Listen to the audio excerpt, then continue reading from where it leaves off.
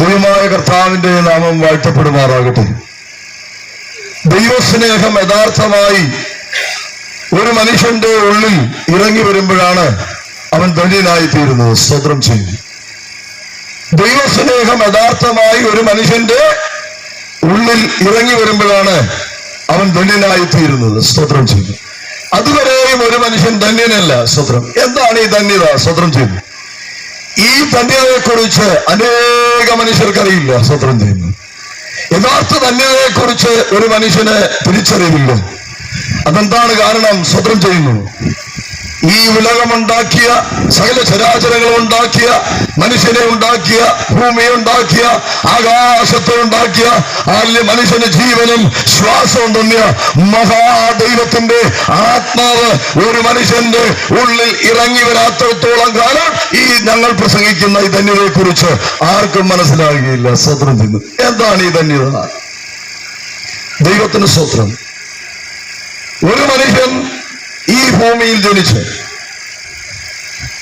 ഈ ഭൂമിയിൽ ജീവിച്ച് യഥാർത്ഥമായി കർത്താവായ യേശുക്രിസ്തു, സകല ജാതിയും കർത്താവായ യേശുക്രിസ്തുവിന്റെ വചനവും കൽപ്പനയും അനുസരിക്കാതെ ഒരു മനുഷ്യൻ ഈ ഭൂമിയിൽ നിന്ന് മാറ്റപ്പെട്ടാൽ അവനൊരു സ്ഥലം യഥാർത്ഥമായി ഒരുക്കി വച്ചിരിക്കുന്നത് അറിയാം. ഈ ഭൂമിയിൽ ജീവിച്ചിരിക്കുന്ന സകല ജാതി മനുഷ്യരും കർത്താവായ യേശുക്രിസ്തുവിന്റെ സുവിശേഷം കേട്ട് അവന്റെ കൽപ്പനയനുസരിച്ച് ഈ ഭൂമിയിൽ നിന്ന് കടന്നുപോയാൽ അവന്റെ ജീവനെത്തുന്ന മറ്റൊരു സ്ഥലമുണ്ട്, സ്വർഗരാജ്യം, നിത്യവാസം. അതാണ് ആ സ്വർഗരാജ്യത്തിൽ ഒരു ജീവൻ എത്തപ്പെടുമ്പോഴാണ് അവൻ ധന്യനായി തീരുന്നത്. സ്തോത്രം ചെയ്യുന്നു. അതുവരെയും ഒരു മനുഷ്യൻ ധന്യനല്ല. എന്താണിത്? സ്തോത്രം ചെയ്യും. ഇതാർക്കും മനസ്സിലാവത്തില്ല, ഒരു ബുദ്ധിമാനും മനസ്സിലാവത്തില്ല. എന്നാലും എന്നെ കേൾക്കുന്ന ഈ ദേശത്തെ ജനമേ, ഹല്ലേലൂയ, നീ എന്താണ് ധരിച്ചിരിക്കുന്നത്? സകല ശാസ്ത്രവും സകല ബുദ്ധിമാന്മാരും സകല വിദ്യാഭ്യാസ സമ്പന്നനും ഹല്ലേലൂയ ദൈവവചനത്തിൽ മുമ്പിൽ തോറ്റു തുന്നമാടും. സ്വതന്ത്രം ചെയ്യും.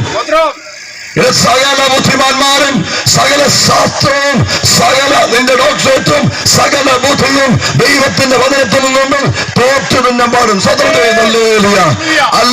അതുകൊണ്ട് ഈ പ്രസംഗം തീർന്നു കഴിയുമ്പോ ഏതെങ്കിലും ബുദ്ധിമാന്മാരോ ഏതെങ്കിലും വിദ്യാഭ്യാസ സമ്പന്നരോ ഏതെങ്കിലും ശാസ്ത്രത്തിനോ ഞങ്ങളിത് പറയുന്നത് തെറ്റാണെന്ന് തെളിയിച്ചാൽ ഹല്ലേലൂയ ജീസസ്, അത് ഹല്ലേലൂയ, ഞങ്ങളുടെ എന്റെ ബാക്കിയുള്ള സകല കോടിക്കണക്കിന് സ്വത്തും